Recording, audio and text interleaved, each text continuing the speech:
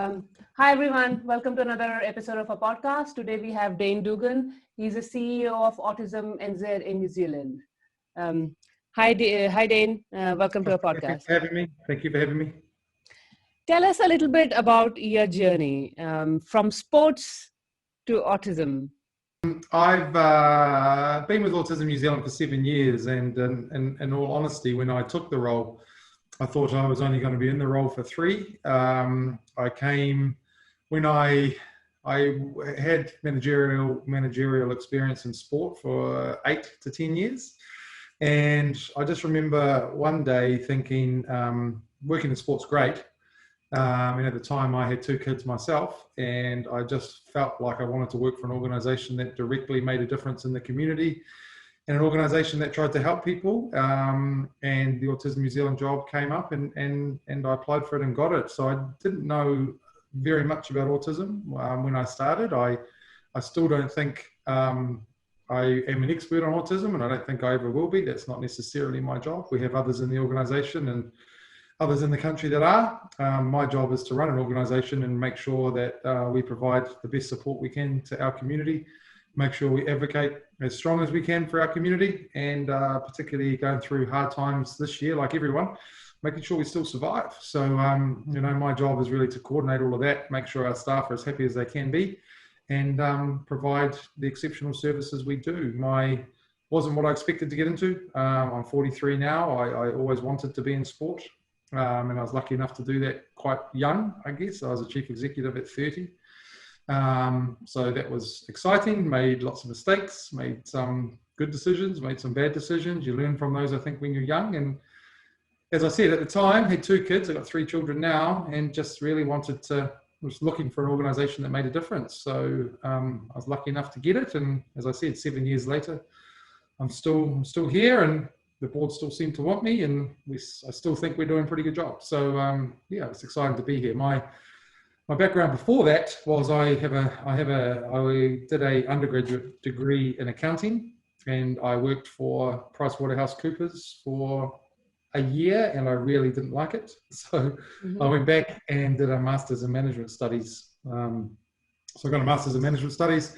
And then after that, I lectured for a while, and I really enjoyed lecturing. And I think it'd be cool to get back to that at some stage in my life. But as it sits now, I'm really happy, and it's an honour and a privilege, and it's exciting to work for Autism New Zealand and the amazing staff that we've got that really just want to go out there and make a difference and help the community. Can you tell us a little bit about autism in New Zealand and the role of Autism NZ and your new Autism Resource Centre?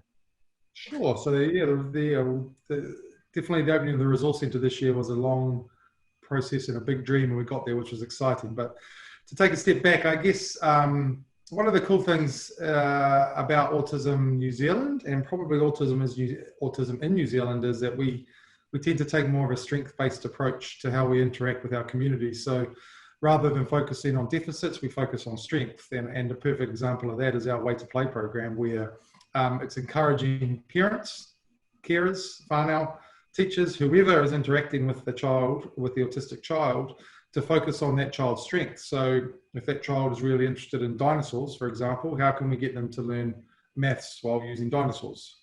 How can we teach them to play and engage with them while playing with dinosaurs? So rather than getting angry or upset that all they're interested in is dinosaurs, it's actually using that as an advantage and taking that as a strength. And we're starting to see some real benefit in that now, and I feel like that's the approach as a country we're taking more. Now, that's not to say that we are fully understanding that there's a group of the community that will need more intensive support, and that's okay.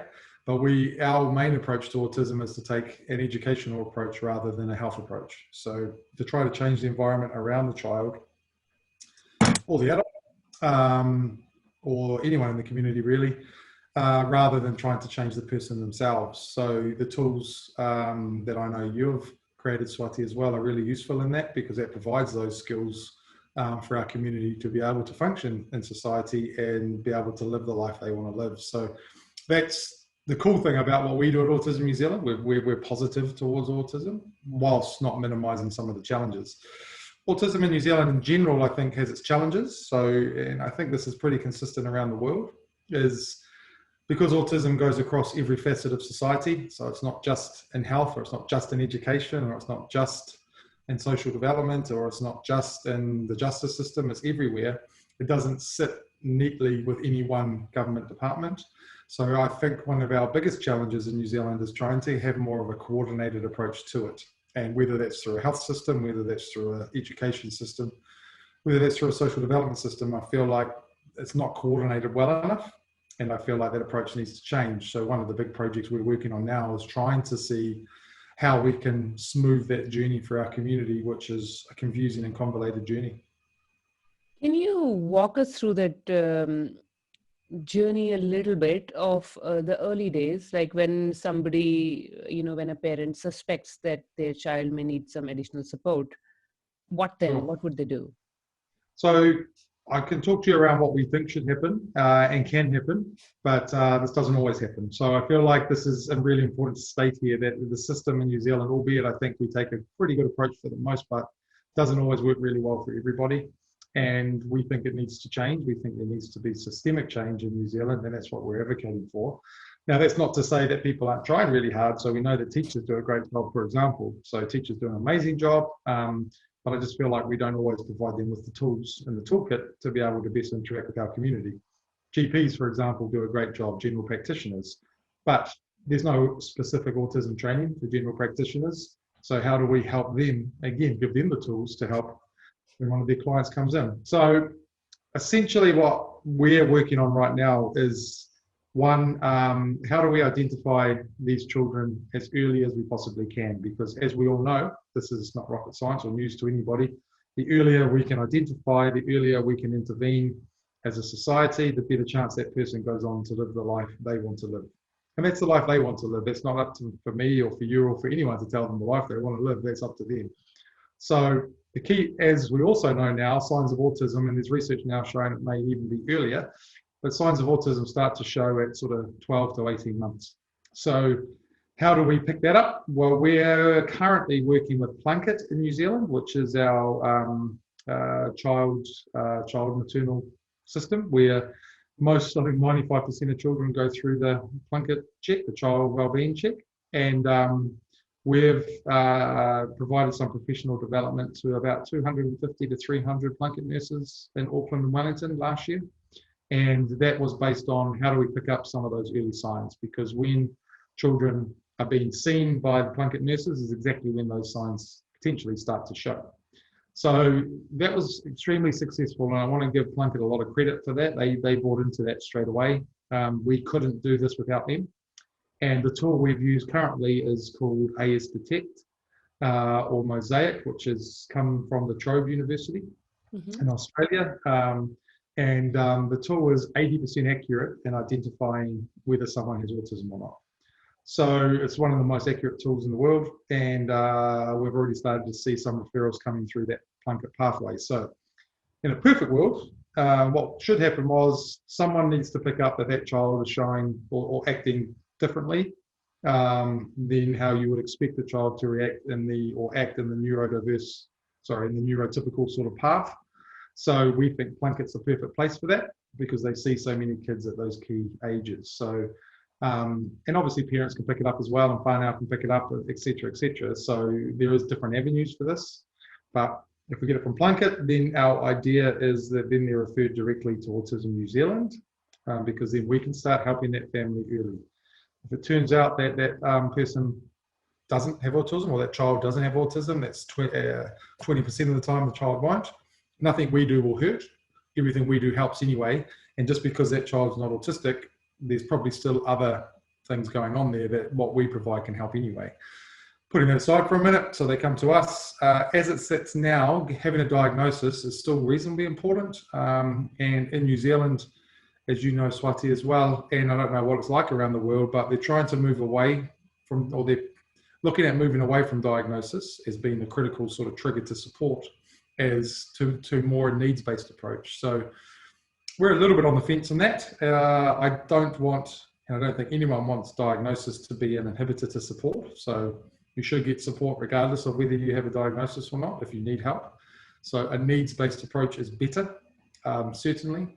But having that diagnosis of autism, albeit puts a label on people, it also helps explain what it is. So if you get diagnosed with autism, you can understand what autism is. And although it presents differently in every person, at least it gives you an idea or a framework of sort of what we can all put in place to really help that person. So back to that. So then they get referred to us.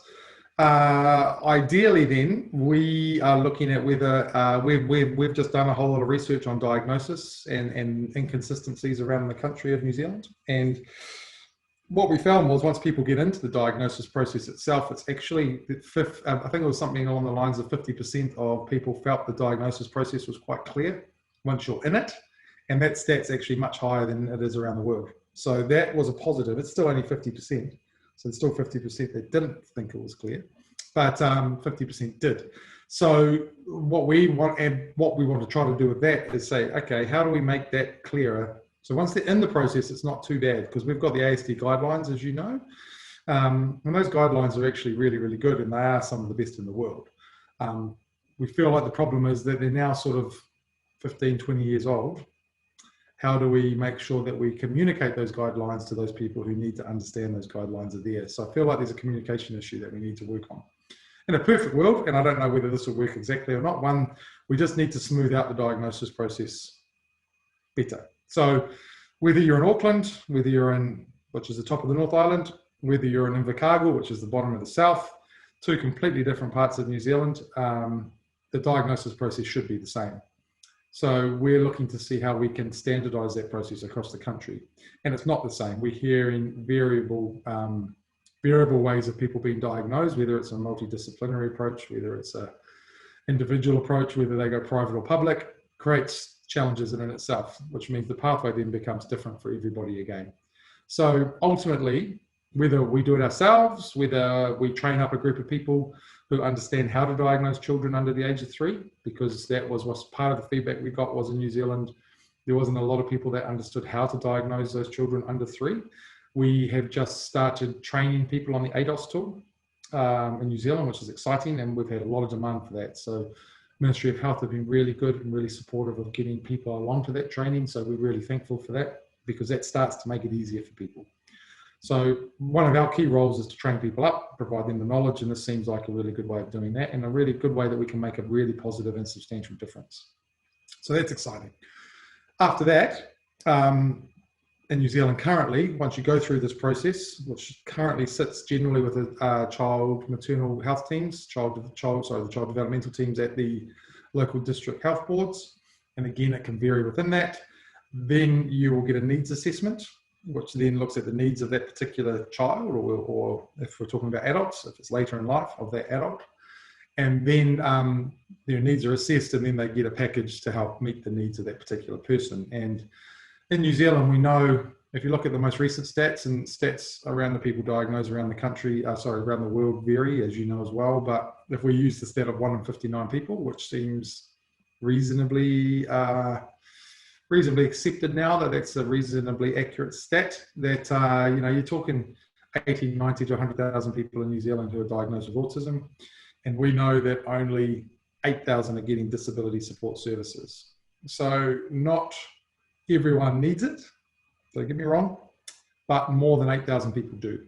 So a lot of the people we work with are those people that don't get any disability support services, because we either don't charge or charge very little for our services. Every now and then there's a nominal fee which we have to charge to survive, but most of our services are free, if not all of them. So we really focus on that area to make sure people get the support they need and get it in a professional manner.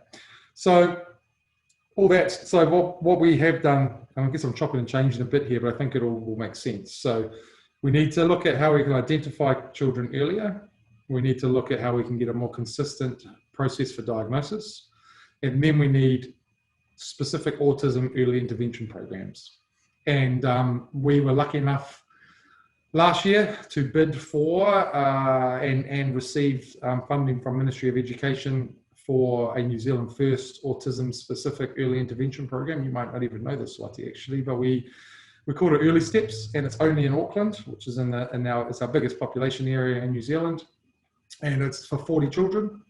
And those children, which is what we were talking about before, they don't necessarily have to have an autism diagnosis, but they have to be shown signs. And then they come into our program, and then they're in our program until they hit school. So it could be from anywhere from when they're diagnosed or thought to have autism through to when they go to school and then they leave our care and go to the schooling environment. So that only started last year, but I think we had 20 in our first tranche, which is what we're funded for. That was seen to be quite successful from the Ministry of Education. So they started our second tranche early. So I think now we've got 44 children in that program. And we're creating a lot of evidence behind it to show it's making a difference, because we need to make sure these kids are as school ready as they possibly can be. And so far, it's been really, really successful. We're really excited about that. And ultimately, we'd like to run that around the country, but that'll come down to one, us proving it works, and two, getting funding for it around the country. But that's one of our key goals. Having said that, that won't work for everybody. As we know, everyone with autism is different. So the pathways for those autistic children should be different, and they should have choice, and families by now should have choice. So we, in our new centre in Wellington, that I'll get to soon, in Petone, we have partnered with Victoria University, who have set up a New Zealand first autism clinic down there. And the clinic sounds a bit clinical, it's not really, but it's funded through Victoria University and IHC Foundation, which has been really, really good. And they deliver the Early Start Denver model of early intervention for children. And to hear the kids down there 9 times out of 10 are laughing and happy, this therapy seems to be making a difference. And we also know that it's got a lot of evidence behind it. So it's one of the more evidential, strong therapies or early intervention programs around. So again, it's about giving families choice, right? We are currently only delivering our program in Auckland anyway. But if it was to be in Wellington, we wouldn't say our program will work for everybody. It's about saying, well, here's the pathways, here's the decisions you can take. You decide as a family which process or which way you think is going to work for your child. And we think ours will be really, really good, obviously. But, you know, it's not up to us, it's up to the families. But currently, most people don't even have that option, because most people don't have an autism-specific pathway. And we feel like that's a critical part that's been lacking. And with the current government, who's in for another month or so, and if they get re-elected, who knows? But the current government and the Ministry of Education are getting a really good understanding of that now. So we're quite comfortable with how they're tracking. It's quite exciting. So, so that's that. And then, so that's the early intervention, which gets them as school ready as they possibly can be, hopefully. And then we get into a schooling environment where we deliver education programs into the schools as well. So we have the government contract for teacher education in autism, which has been really well received. And we've had that for 2 years, and we're excited about that. So we've been training up over 1,000 people a year, training and educating teachers. And the approach we take with that program is actually a team approach. So it's not just the teacher, it could be the teacher aide, the parent, the carer, whoever. They come together and they get a consistent approach to how best to help that child, or how best to set up the environment for that child to go on and be successful. We've modified that as well recently for the international audience. We have new roles in New Zealand, which have just started last year, called Learning Support Coordinators. And they're I guess, they're more to be close, they're designed to be as close to the ground as possible, to be there to help teachers, teacher aides, etc., to get the supports they need. We have modified our Tilting the Seesaw for Teams program, and we'll get to COVID in a minute, but one of the things we did do was develop that program to be online during COVID, and those people are now have access to that program, which is really positive too. So it's in the schooling environment, and then as they get into adulthood, ongoing support's important. So if we get it right in the early intervention stages or the early stages, hopefully these people will need less support as they go on in life, but they're still going to need some support. So we have an autism-specific employment program, which is exciting, and we've placed 40 autistic adults in employment in Auckland only. It's only Auckland, and I say Auckland only because they're only funded in Auckland. We want them in other parts of the country, but right now they're only Auckland. However, the employment program has been extended into Wellington, and we just employed someone to do that last week. So we're very excited to be able to extend that into Wellington and help the Wellington community get into jobs as well. And that's one of the most fulfilling things we can do, help adults get into work, provides a sense of self-worth, provides a living, provides a means of a living, and gives our community a group of people that they may not have otherwise had access to create a network of friends and colleagues. And it's really exciting, and the feedback we get is so positive. And honestly, it's one of the most exciting things we do is help our community get into employment. So it's a long-winded answer probably to your question. I probably combine lots of things into that, but ultimately that's where we want to go. That's a journey I think we could certainly smooth out, and I think we could actually we could give our community a far better quality of life if we get it right early, and help them live the life they want to live. But also I don't think it would cost the country a whole lot more, because I think we could create far more efficiencies rather than having to deal with so many different organizations all the time. If you can deal with one or two people, we can create efficiencies there, and I honestly don't think it'll cost the country money. And I think the long-term goal will save a lot anyway, because people will need less support. So that's what we think should happen. That doesn't currently happen now necessarily, and it's hard for me to say to you that this is what happens, because people get picked up at different ages. The average age of diagnosis in New Zealand, I think, is 6.5, 7. And our research has just showed that the signs when people first pick up signs of autism is about 3.5. So there's a 3-year gap between someone saying your child is showing signs of autism, or a parent picking it up themselves, through to actually getting a diagnosis, which is just not acceptable, because we're missing so much valuable early intervention time. So the journey is different for everybody. I think we can smooth it out. I think we can do it better. And I think we can combine all our government departments together to provide a far smoother journey for our community. You mentioned diagnosis approach versus a need-based approach. Can you tell us a little bit more about that? Like, who are the world leaders in that approach, and unpack that approach a little bit for us? Yeah, so we so in general, I guess historically, and I'm not sure if it's world leading or not, but certainly historically, diagnosis has been the trigger for support, right? So you weren't able to get support unless you had a diagnosis of whatever it is. It doesn't matter what we're talking about. You needed a diagnosis to start that journey to support. In Australia, again, I can't say if it's world leading or not, but with their National Disability Insurance Scheme, they moved away from diagnosis quite significantly into a needs-based approach to this, and that is almost the model that we're trying to follow here. Not exactly the same, of course, but a model that is based on individualized funding, a model that is based on this child, doesn't matter what they're diagnosed, doesn't matter whether they need help with speech language therapy, they may need help with behavioral support, they may need help if it's a physical disability, they may need physical help with wheelchairs or whatnot. Give the family and the whānau the ability, we'll give them a chunk of resource, and they have the ability to spend that as they see fit within a framework. So rather than, it's rather than saying this child has autism, these are the 3 things we think they need, you can go get those 3 things. It's saying to the family, your child looks like to us they need behavioural support, speech language therapy, etc., etc., etc. Here is some resources. You decide the best way to spend that to help your child within this framework. And in principle, that's the right thing to do. In principle, the family, if it's a child, and or the person, if it's an adult, should have the ability to make their own decisions as to where their funding goes within the framework. So in principle and in theory, we 100% agree with that, and I think everyone agrees with that. And then again, my concern around diagnosis is twofold. One is, as I said, when you're talking about families, a diagnosis, yes, it puts a label on that person, but that label can be important to actually understand. Like, it's easier if someone says, well, this is what I'm hearing, and this is mixed feedback, so I'll say that up front.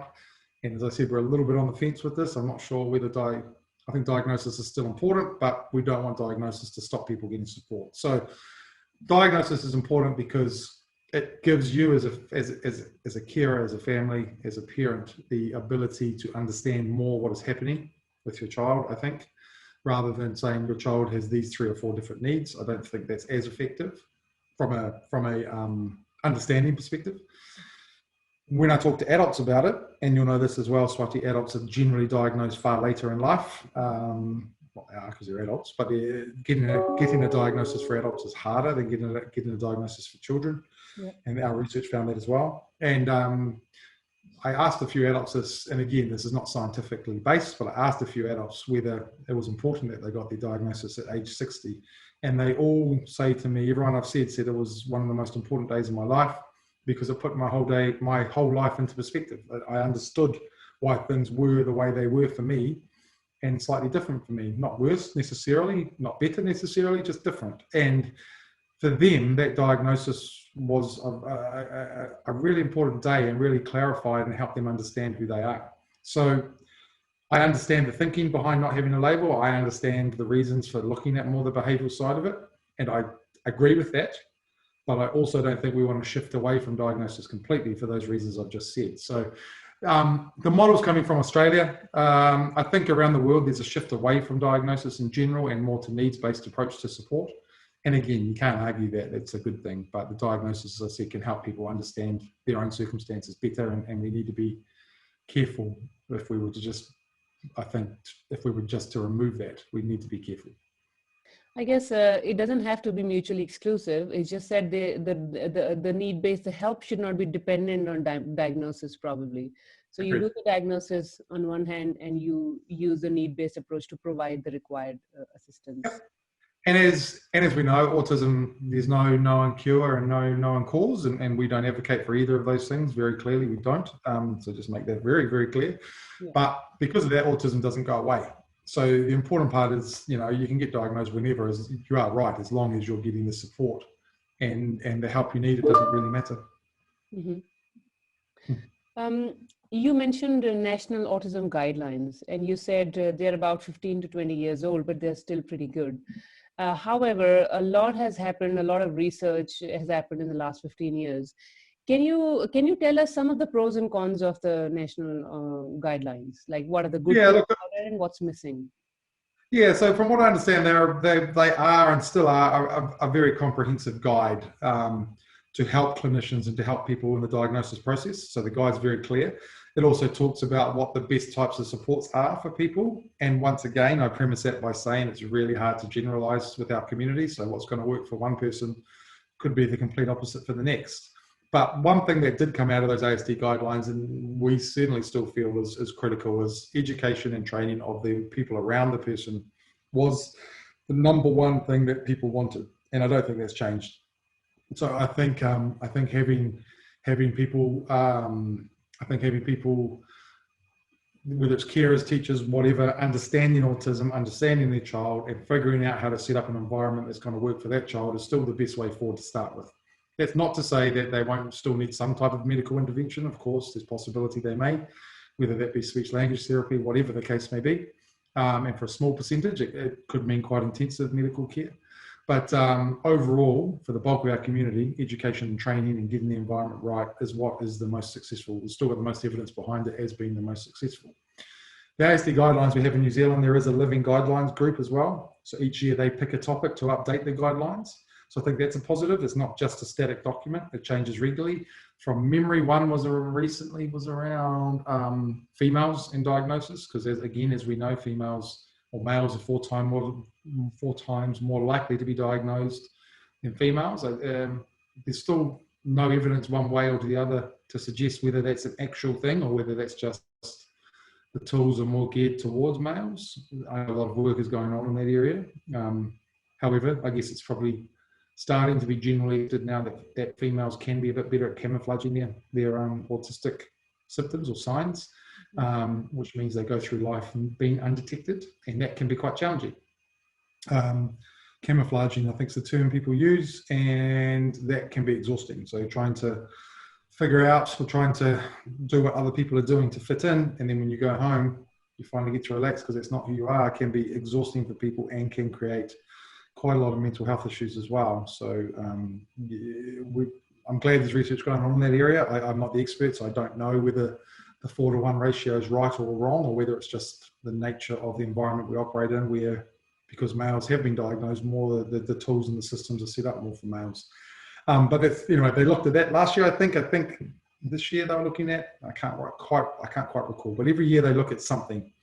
And obviously with the changing, with the new DSM-5, which is the diagnosis manual out of America, and the one from the UK, which escapes me, that's always changing. So those things are always incorporated into it as well. Those guidelines, though, I do know they formed a good base for what happened in Australia recently. So Australia did a significant piece of work looking at diagnosis and how to standardise it there. And our guideline came out in the top 1 or 2 in the world as being some of the better guidelines around. So even though they're dated, they are still quite effective, or could be quite effective if we get the communication right.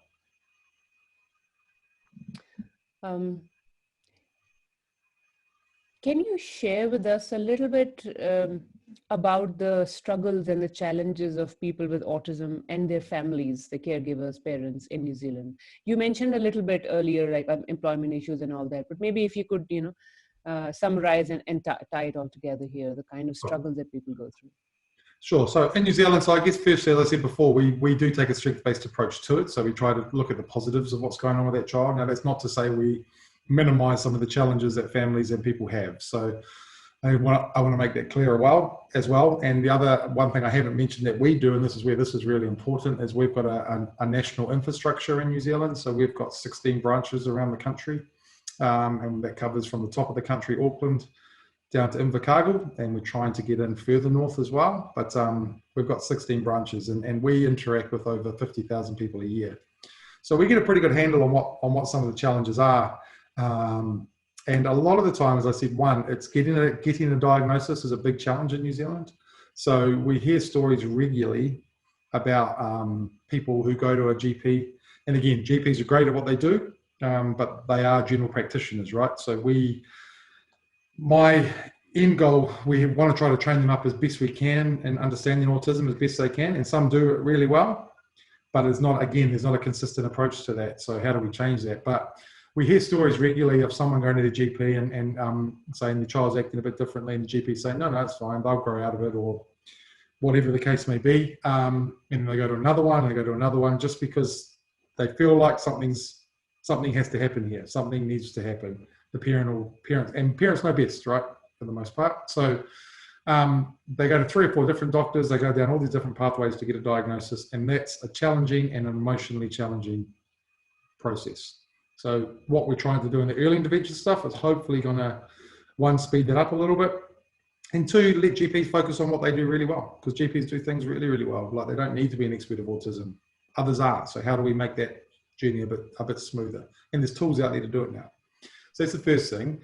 As I said, going through the diagnosis process itself was 50%, people were 50% satisfied with that process. So that was good. Still 50% that weren't. So that's not as challenging as other parts of the world. Other parts of the world, generally, I think it's about a 30% satisfaction rate in general through the process of diagnosis. So we do it better. And I think that is partly because of our guidelines. And thirdly, actually linking diagnosis to support in New Zealand is a really big challenge. So I'll get into individual challenges soon, but this is still the systemic challenges I think that are really important. Linking diagnosis to support is a really, really big challenge.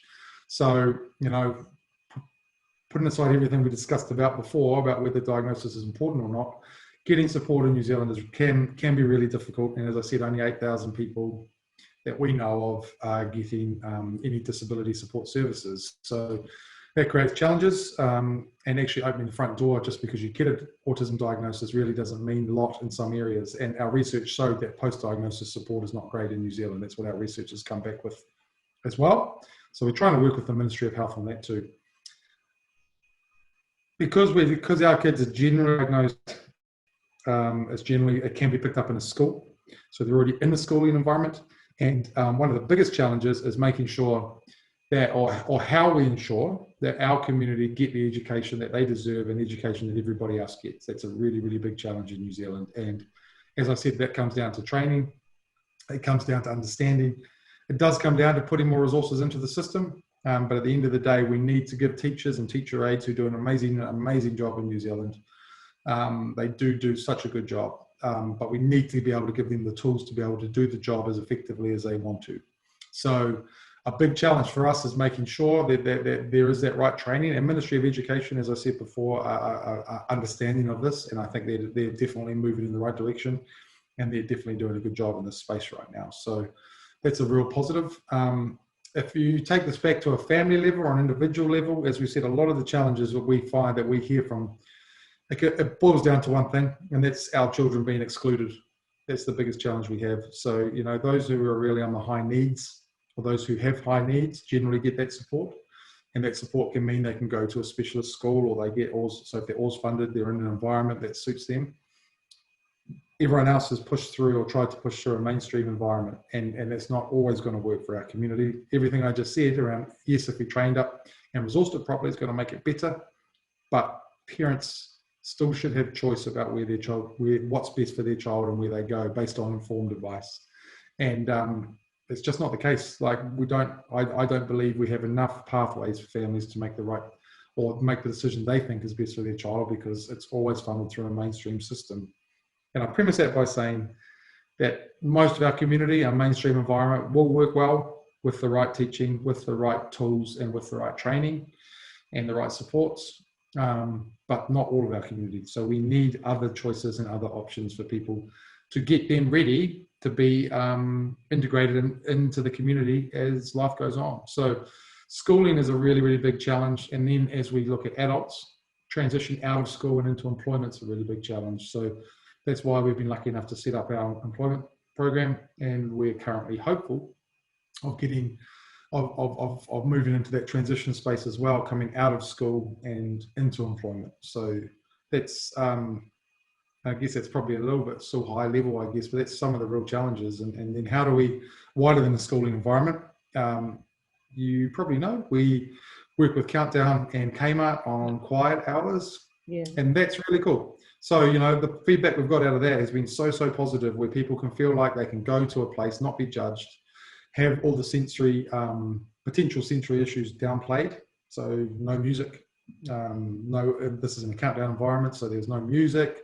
The beeps at the counters were all, the sound of it was lowered, so it wasn't as loud.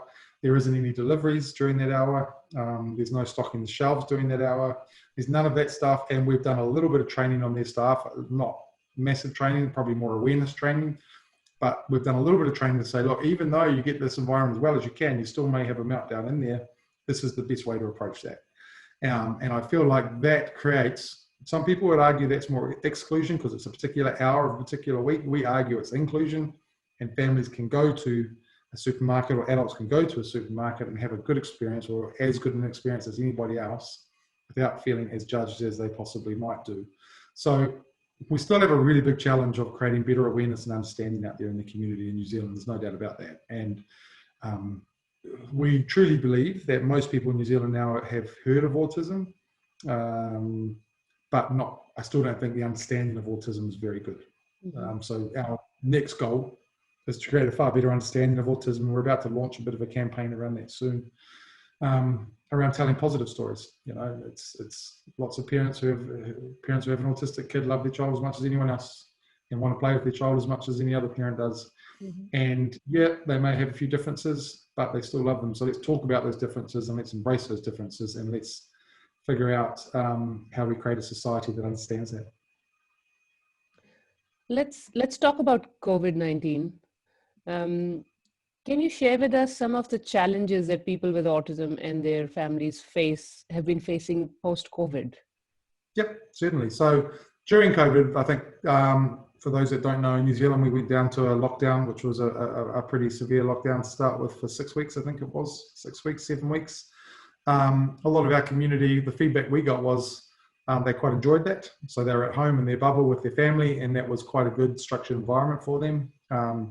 A lot of and the Ministry of Education were really good about this as well, but a lot of what parents told us is they weren't going to be overly concerned about trying to teach their children the school syllabus during that time, because one, the learning that they're going through right now is pretty massive. In a lockdown, it's significant. It's nothing we've ever gone through before, really.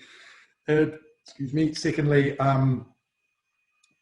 parents and family and whānau have worked really hard to say this is home, this is school.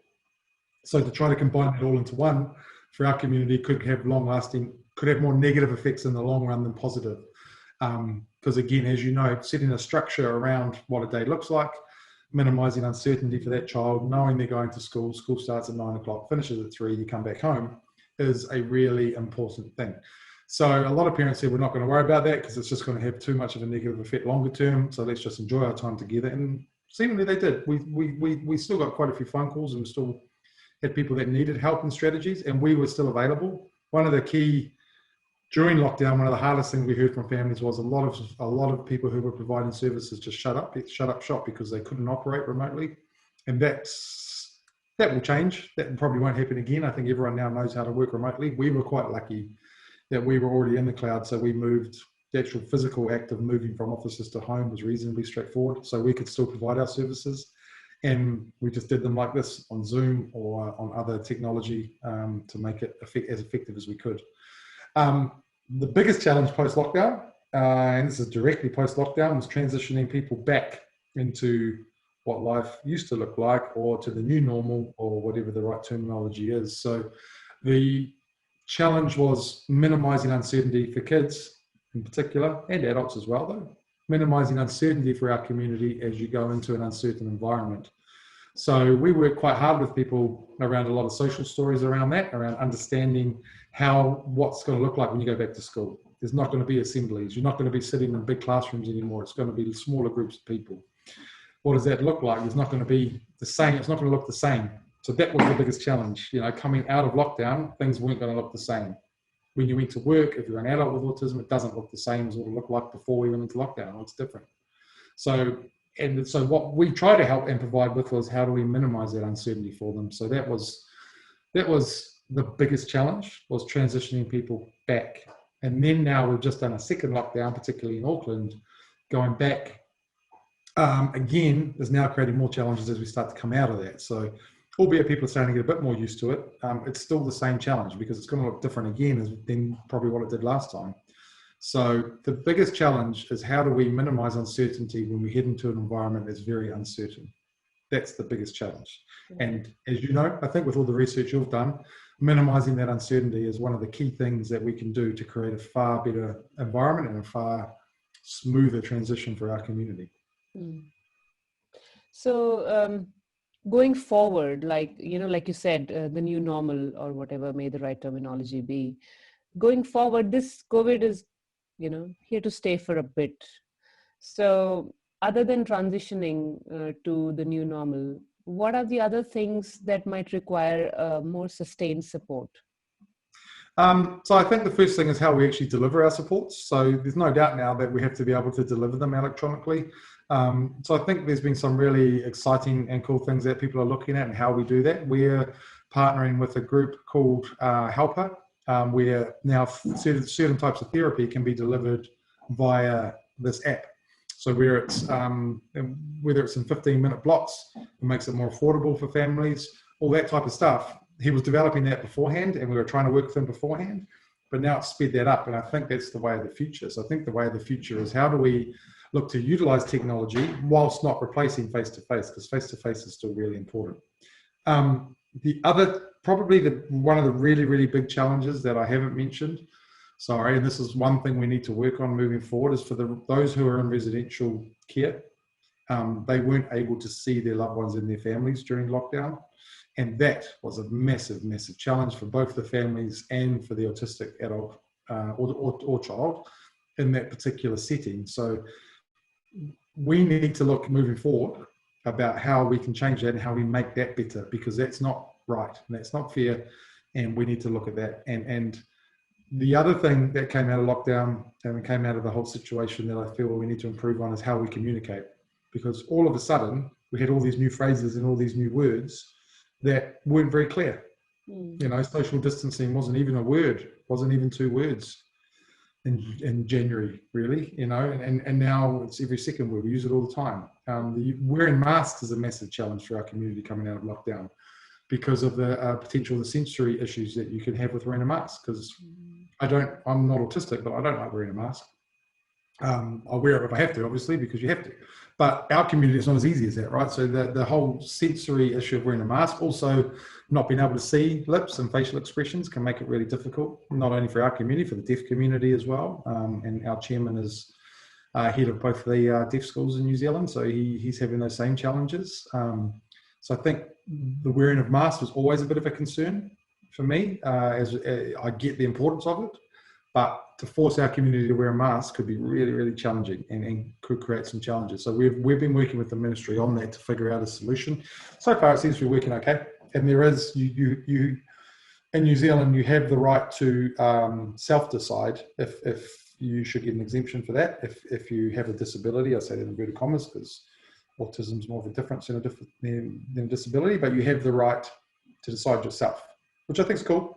But what they've done in the UK, which I think would be really handy here, is some type of identification card or something to say that this person has the right to not wear a mask because we don't want them to be discriminated against because they're not wearing a mask on the plane or in public transport.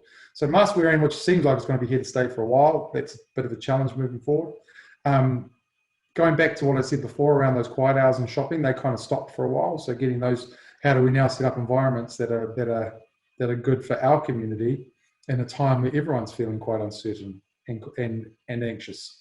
So we have to make sure that, in our case, the autistic community is not forgotten when we do all these communications, and when we put all these things together, that they're still at the centre of everyone's thinking around how we can make this environment better, and actually having access to support.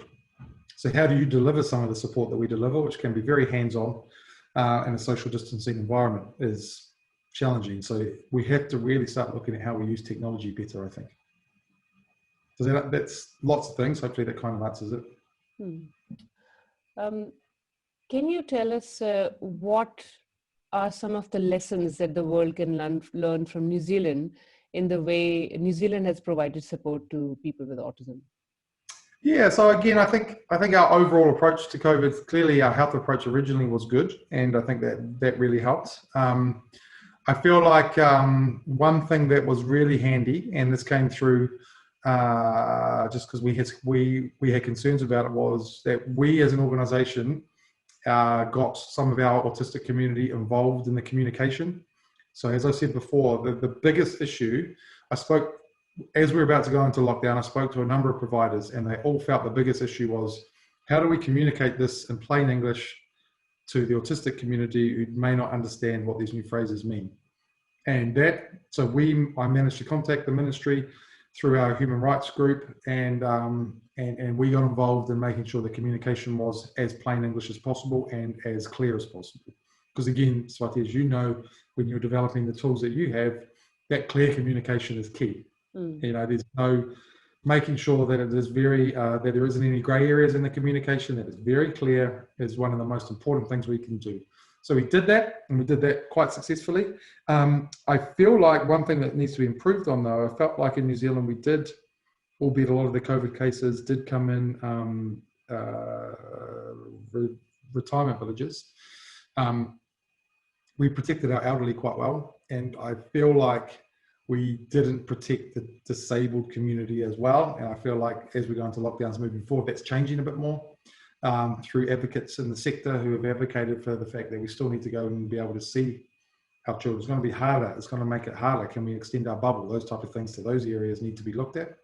I felt like coming back out of it, it seemed like the quarantine was actually managed quite well for our community. So those that had extra needs going into quarantine, from the stories I've heard anyway, this is probably not evidentially based, but the stories I've heard, they've actually been looked after really, really well and really understanding of those differences for the most part. So that's been really positive. And I feel like what lockdown has done and what COVID has done has created more of an accepting environment in general. And I hope that will continue through to our community and others in the disabled community as well. So it's hard to, I think we're still learning, honestly. I think we're still learning. So there's a few things that we've picked up over the last few months, but I feel like we're still learning. I feel like things are still popping up that we haven't even thought of, that we should have thought of, we being the country. And I feel like we're still going to continue to learn, but it's you know, as you quite rightly said, as we said before, the world's going to look different for quite a long time. So I think things will still keep coming up. I think there'll still be areas that we probably thought were working well that maybe aren't as working well as we thought, and that we need to look at how we can make it work better. So it's still learning for everyone, and that's the same for our community. Can you tell us a little bit about the myths and the controversies that exist around autism in New Zealand? Sure. I think the myths in New Zealand are probably the same as the myths all around the world. I think, as I mentioned before, I feel like most people in New Zealand have heard about autism, but don't understand autism. And for me, the biggest myth is that everyone's going to turn out to be Dustin Hoffman's character in Rain Man, who was portrayed as being autistic in that movie. But that's not the case, as we know. It's such a wide spectrum that each person's different. So yes, there's a group of people in our community that will probably be able to do some of that, but it's a really, really small percentage. It's still a tiny, tiny percentage of our community. There'll be a percentage of our community that will need 24/7 care for the rest of their lives. Again, a small percentage, but there's a percentage. The big group in the middle will go on to live lives that they want to live if we get the right supports around them. So I think that's really important, is to not judge someone who's autistic as being the same as Dustin Hoffman's character in Rain Man, or needing 24/7 care. The bulk of our community are in the middle, whereas if they get the right support, they can live the life they want to live. The other myth is, this is still really, really sad that we still hear this from time to time, but a lot of it is still around bad parenting. And that's really sad. Like, it's not bad parenting at all. Like, as we know, the parents of a lot of the community we talk to are phenomenal parents, and they do an amazing job. And to blame people for the upbringing is hurtful and really hurtful for our community. And that's so sad that some people, I think it's getting less now. I think we are creating a better environment, but still see that when we see, if people are in a cafe and they see a child having a meltdown, don't just assume it's a tantrum. We still see people judging families when a child's having a meltdown in a cafe or in a mall. But, if you go into a shopping mall, sensory overload is a massive thing in a mall. There's so many things going on that our community, it can be a difficult place, but we still see families and people judging that family, and it's really sad to see. So those myths need to be shattered more. I think that not everyone with autism wants to go into IT either. As I mentioned before, we have a employment program. And there's been no real, there's been no main area that people have gone into. It's gone all over the place. Someone is working to be a chef now. We've had people in admin roles. We have had some people in IT. We've had people that went to pick grapes in Hawke's Bay. We've had people who have gone on to be in fashion retail. The first person, so this is the biggest myth bust I can give you. The first person we placed in our employment program, she was a young lady, and she really liked fashion, and we got her a job in a fashion retail store. Now, this was 4 years ago. As I understand it, she's still in that job now. Now, if you had a general perception of autism, a fashion retail store would be the last place you'd think an autistic person would want to work, because it's dealing with people, it's noisy, there's music, there's smells, there's everything you think. If you have a generalized perception, would be really, really bad for our community. As I said, she's still there now, as I understand it. She did an amazing job, and she got more and more hours as time went on, and we managed that process well with her and with her employer. So the biggest myth is not everyone's going to go into IT.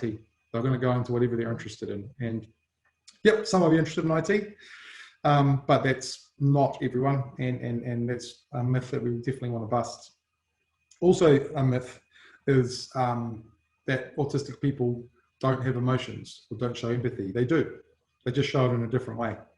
And that's on us as our neurodiverse community, or our neurotypical community, to understand that and figure out how we can better engage with the autistic community in that area.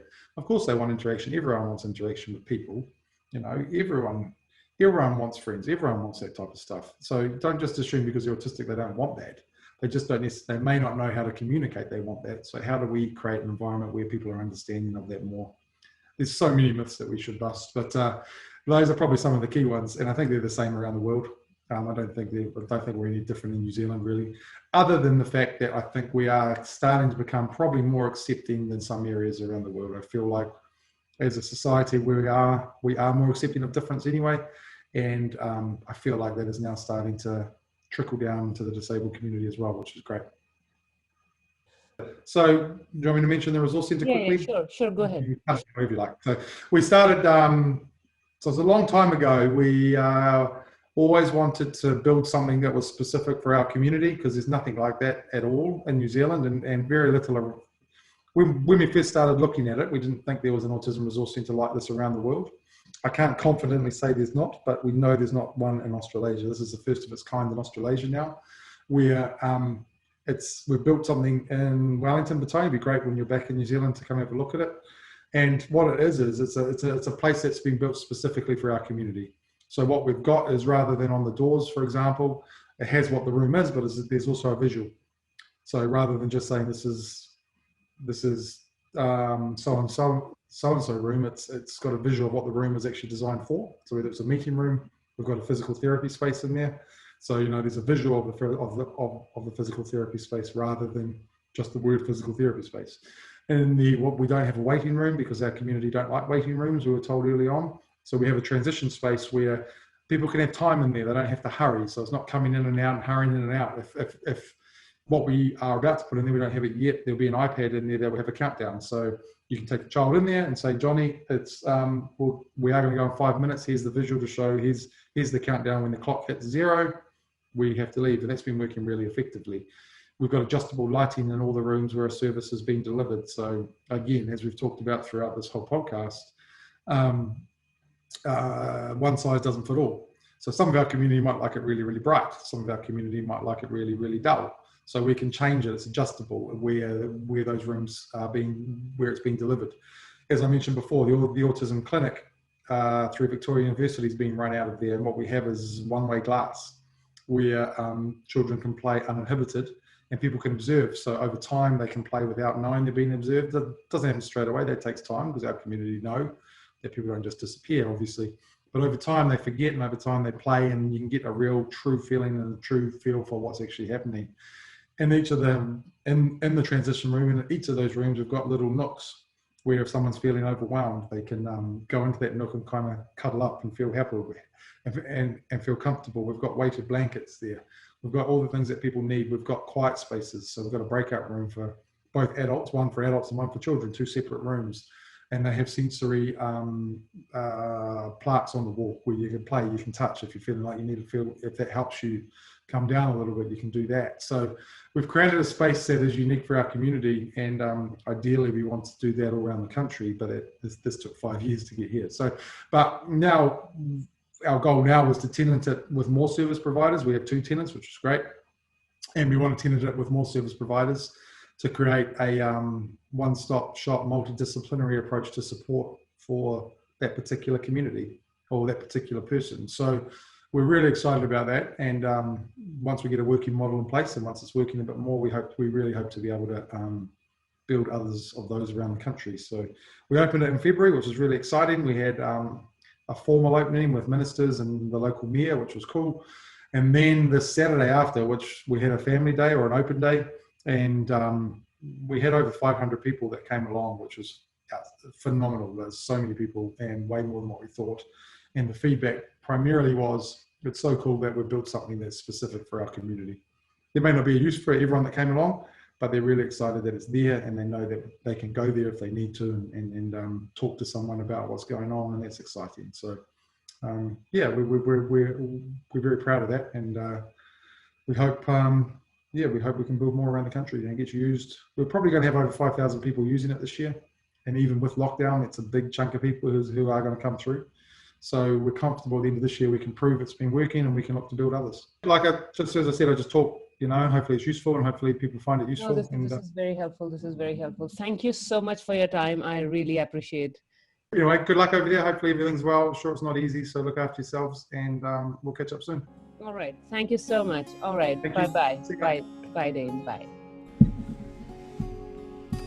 If you like today's episode, please like and subscribe to our channel, and please share with us your thoughts and comments. This podcast is sponsored by the Talk With Me app that helps people with autism learn social interaction skills. Link is in description. Until next time, bye-bye.